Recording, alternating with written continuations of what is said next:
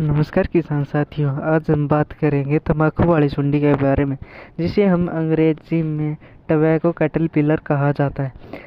और यह सुंडी पौधे के पत्तों को खाती है और अपना जीवन यापन करती है। शुरुआती दौर में यह सुंडी झुंड में रहकर पत्तों की निचली सतह पर खुरच कर खाती है। बाद में यह सुंडी तितर बितर हो जाती है और रात में अकेले घूमने लगती है। अब यह पत्तों के अलावा कलियां, फूल और पंखुड़ियों को खाकर अपना जीवन चलाती है। पत्तों पर हुए नुकसान को देखते हुए किसान इसे अपना दुश्मन समझने लगते हैं और भयभीत हो जाते हैं। तंबाकू वाली सुंडी की पहचान यह है कि यह खा पी कर 3.5 से 4.0 सेंटीमीटर तक लंबी हो जाती है।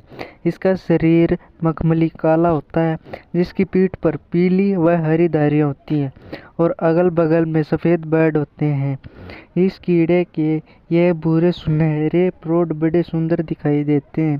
प्रोड पतंगे की लंबाई तकरीबन 22 मिलीमीटर व पंखों को फैलाकर तकरीबन 40 मिलीमीटर हो जाती है। इस कीड़े की प्रौढ़ मादाएं अपने जीवन काल में तकरीबन 1000 से 1200 अंडे देती हैं। यह अंडे पत्तियों के किनारों पर पाए जाते हैं।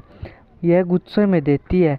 प्रत्येक गुच्छे में 70 से 100 अंडे देती है। अंडों के यह गुच्छे पीले रंग की गंदगी और रोहों से ढके हुए होते हैं। इन अंडों से 4 से 5 दिन में ही कीट सुंडी निकल आती है। यह सुंडी 5 अनुरूपों से गुजरते हुए प्यूपे में जाने तक लगभग 15 से 30 दिन का समय लेती है। इस कीट की प्यूपे में अवस्था तकरीबन 10 से 12 दिन में पूरी हो जाती है। इस पतंगे का प्रौढ़ जीवन तकरीबन 7 से 8 दिन का होता है।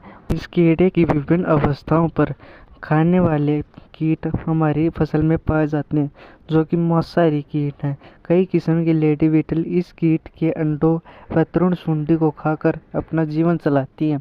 इसके अलावा और भी दीदड़ बुगड़ा, सींग बुगड़ा और अन्य तरह के बुगड़े इसके बच्चों का खून चूस लेते हैं और इसके अंडों का भी।